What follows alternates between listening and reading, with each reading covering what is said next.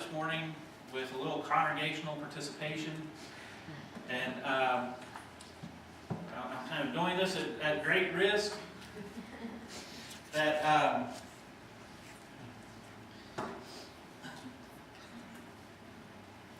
when I was in college, I said I had two different kinds of professors that asked questions. One kind fished with a net, and the other kind fished with a hook. You know, the net, they would throw a question out there, and then they would take the responses kind of as they came. And the other was kind of fishing with a hook, looking for just one answer. And you throw the answer out and say, no, that's not it. No, that's not it. Now I had one professor that had his slides on PowerPoint. And so he would ask the question, and he'd kind of throw out a net that he's looking for a broad range of answers. But so we start throwing answers out, and he said, yes, that's on the list, but it's not next. We had to guess what the answers were going to be and the order that he had them in. So, but here, I want to kind of think about what are some things the Bible tells us about money. Money is the root of all evil. First cast. First cast. Yeah, that was what I was looking for. And I was like, but I can't just throw that out there and then, somebody's going to say all kinds of different answers. But money is the root of all evil. Right? Oh, wait, yeah, we like to get that in there. Right? It's not money that's the root of all evil. It's the love of money that's the root of all evil. All kinds of evil, or is a root of evil. It depends on what your translation said. One preacher used to say it's the lack of money is the root of all evil. And it's not, we don't love it. We just like it a whole lot. So we're okay. Right? That's kind of our mindset sometimes. So we're wrapping up this series on money, and really it's been kind of broader than that. It's been about our choices in life and about choosing God. And today we're going to talk about contentment. Learning contentment. And so I wanted to look at that passage in 1 Timothy 6, and I wanted to look at it in context. Because there's more to it than love of money is the root of all evil. Okay? Let's start at verse 6. Godliness with contentment is great gain. For we brought nothing into the world, and we can take nothing out of it. But if we have food and clothing, we will be content with that. Those that want to get rich fall into temptation and a trap, and into many foolish and harmful desires that plunge people into ruin and destruction. For the love of money is a root of all kinds of evil. Some people, eager for money, have wandered from the faith and have pierced themselves with many griefs. Godliness with contentment is great gain. But if we pursue wealth and riches, it's a snare, a trap.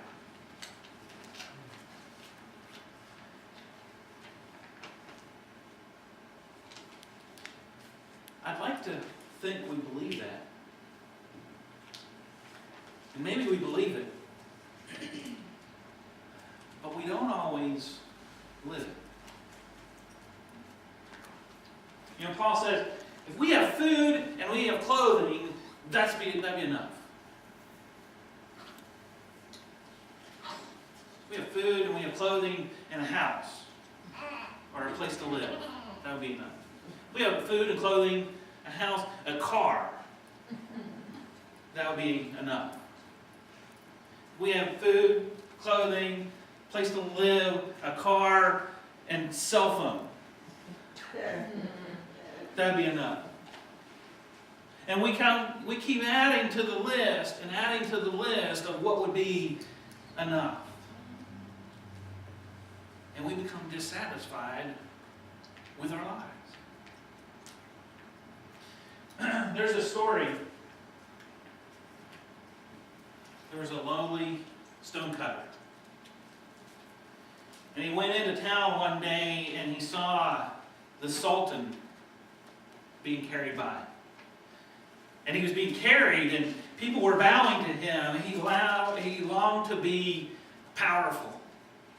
And so he wished to be the Sultan. And he became the Sultan.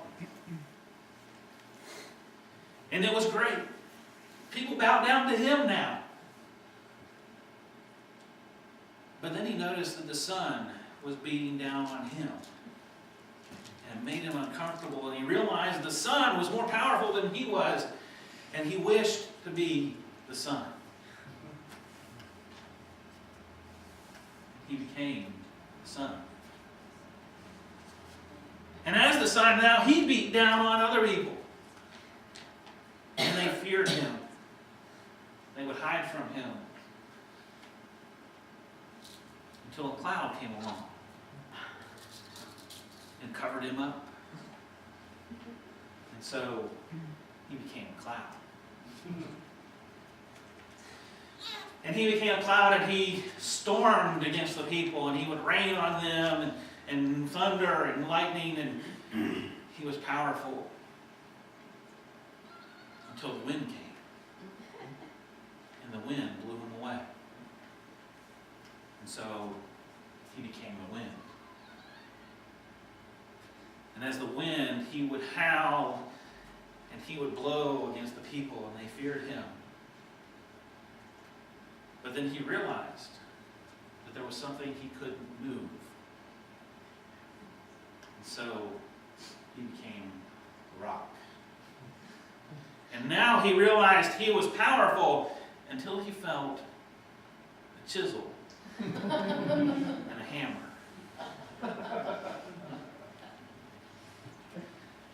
Isn't it like that sometimes in our lives that we get this idea of the next thing will be better. The next thing will make me happy. The next thing will be all that I need. And we just keep going after chasing the next job, the next position, the next spouse, the next relationship, then the next, and we never get to a place where we're content. We never get to a place where we're happy with where we're at.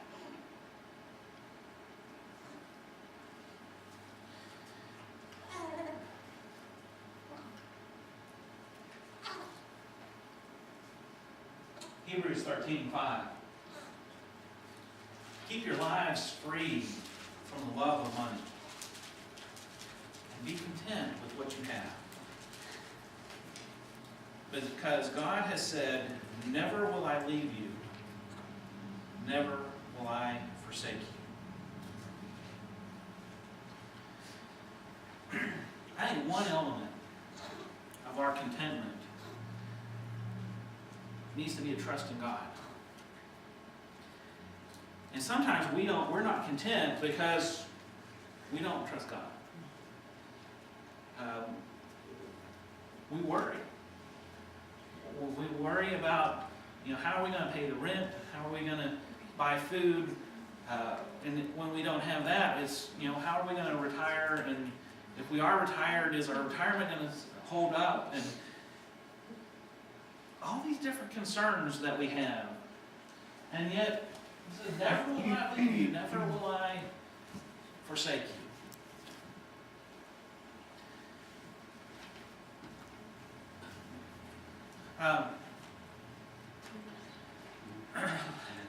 Last November, we started having some financial discussions with the congregation that, the contributions were down. And, Tracy and I were told, we're going to probably need to take a pay cut. And, I could read the financial statements as well as anybody, and you knew that was coming. And so I started looking around. I had stopped teaching at Pitt on weekends. So I called them back and said, wouldn't you like to offer weekend classes again? And I'm available. And they said, no. We're not really interested. Okay. So, we're trying to fix things ourselves and trying to find, we start cutting expenses and looking to, what we won't eat out as much, and we'll reduce the Netflix to, we're looking for places, to save money and to try and make money. The making money part wasn't coming in, and so we thought, well, God's always taken care of us in the past. And then, a couple months go by, and Pitt calls me back. The lady at Pitt, not the school itself. They call me back and they say, we would like to offer weekend classes. Okay. So we were looking at X amount of dollars being cut from our salary. Now we've got part of it back. And then Tracy starts tutoring and doing classes at the church here, actually. And we find out that with Pitt and with her classes, it's $100 more than the pay cut from church.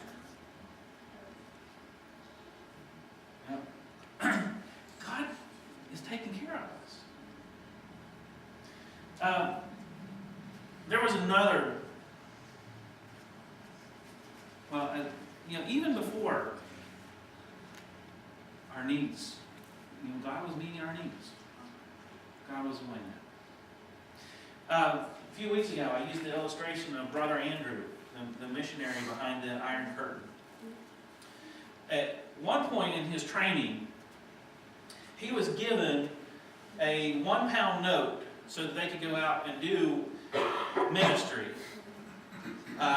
But the deal was, at the end of it, they were supposed to give their £1 note back. So it's like, here's kind of a starter fund, but we want it back when you're done. That's part of the expectation. And they weren't allowed to ask for anything. They had to rely on God. That was the model they were given. You can ask God, but don't ask for anything from anyone else. And there were two groups that went out. And his group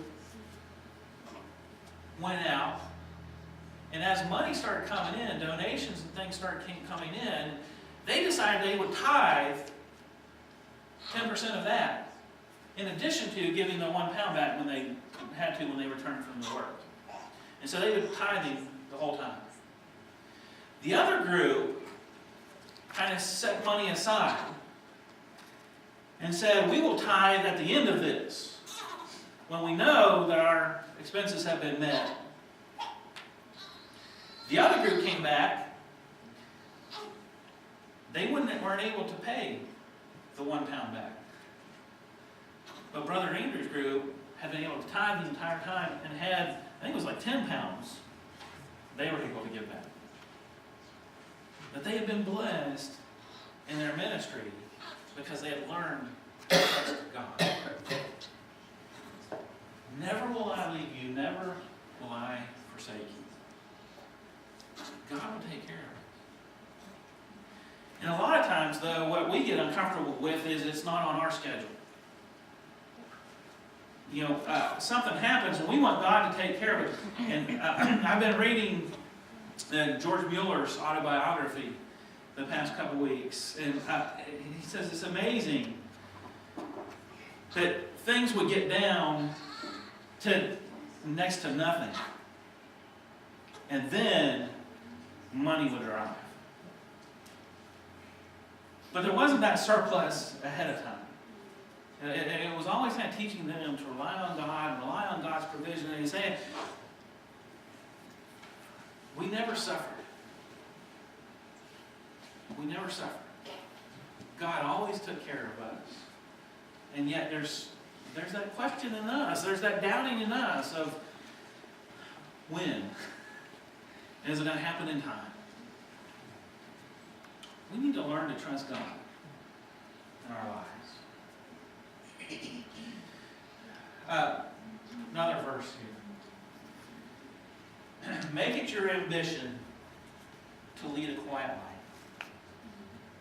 You should mind your own business, work with your hands, just as we told you, so that your daily life may win the respect of outsiders, and so that you will not be dependent on anyone.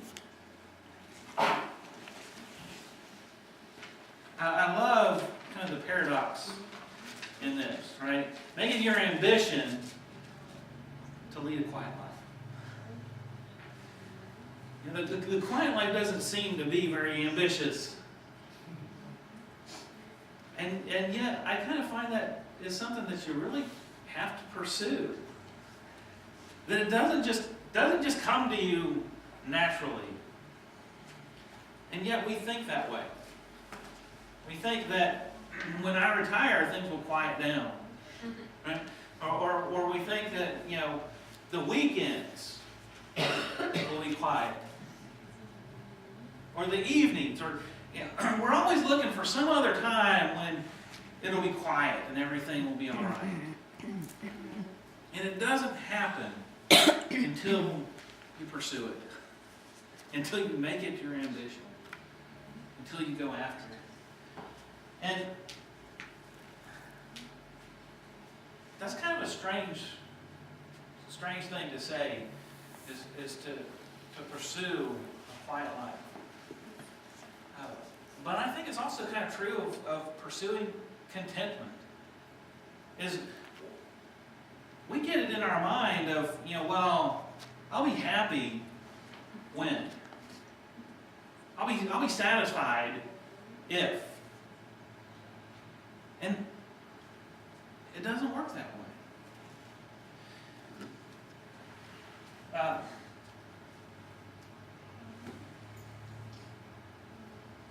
It's funny that the penalty of discontentment, I guess, is that you don't get to enjoy what you have.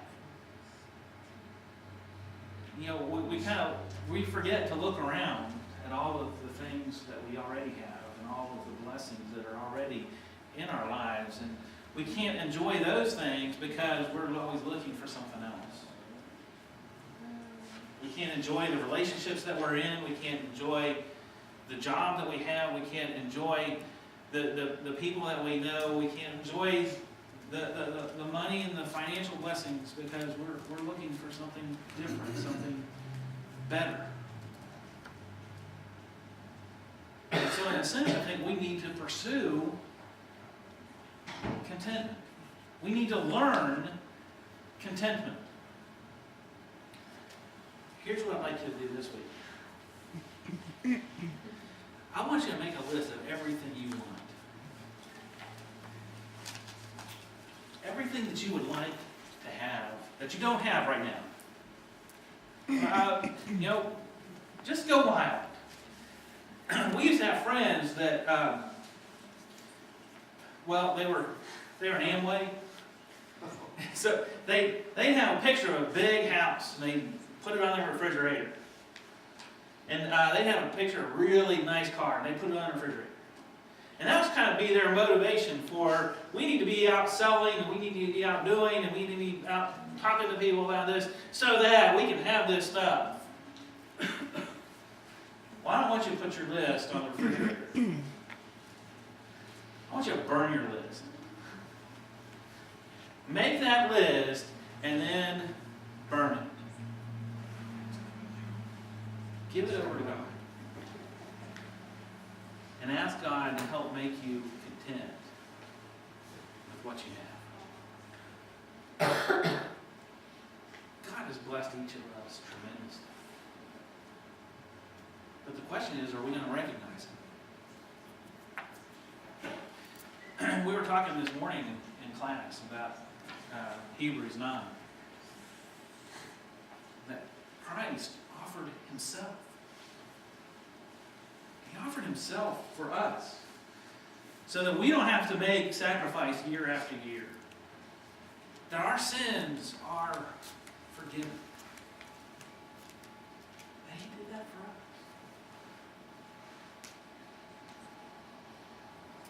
Are we going to be content in that?